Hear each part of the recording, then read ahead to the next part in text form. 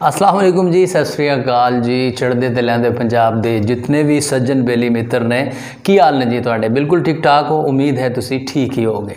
बहुत सारियां फरमाइशां बहुत सारे दोस्तों ने पूछा कि सांझा पंजाब च तुसी बहुत सारे लोगों का कलाम शामिल कर रहे हो। मैं क्या जी वो डिज़र्व करते हैं, साडा ते काम ही है कि असी वो सीनियर्स दोस्तों की शायरी नूं शामिल करिए। तो कुछ दोस्तों ने कहा कि तुसी भी तो शायर हो, सानू किवें पता चलेगा, तो कुछ तुसी भी सुनाओ। तो मैं क्या जी ज़रूर सुना देने तुहानू।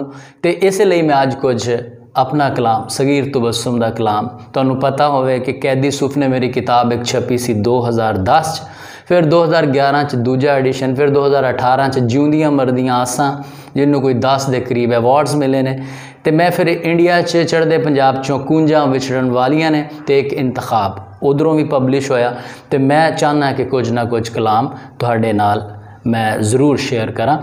तो एक गज़ल है कि जी या तू सानू जानो चुक लै, या तू सानू जानो चुक लै, नहीं ते दुख जहानों चुक लै। ते या धरती तो रात मुका दे, या धरती तो रात मुका दे, या सूरज आसमानों चुक लै। ते मिट्टी नू बस रहन दे मिट्टी, सारा जहर इंसानों चुक लै। ते कंधां सब बराबर कर दे, सारा फर्क मकानों चुक लै। ते जेड़े प्यार दे सीने वजन, ऐसे तीर कमानों चुक लै। या अज मेरी सुन ले रब्बा, या फिर हरफ जुबानों चुक लै, या फिर हरफ जुबानों चुक लै।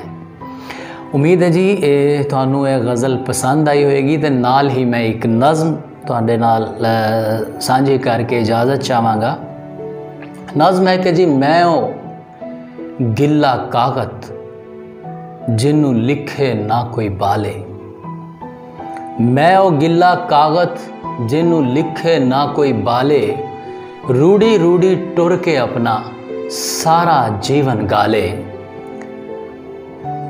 ते मैं ओ थल दा बद्दल जिदे अपने बुल ने तस्से, ना ओ किधरे गड़गड़ गज्जे, ना ओ किधरे वस्से।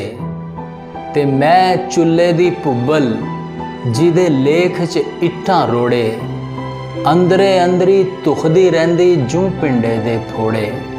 ते मैं अंबर दा तारा जेड़ा अपनी गोत नू भुल्लिया, आसमाना तो थल्ले डिग्या, मिट्टी दे विच रुलिया, मिट्टी दे विच रुलिया। बहुत शुक्रिया जी, अपना बहुत सारा ख्याल रखना।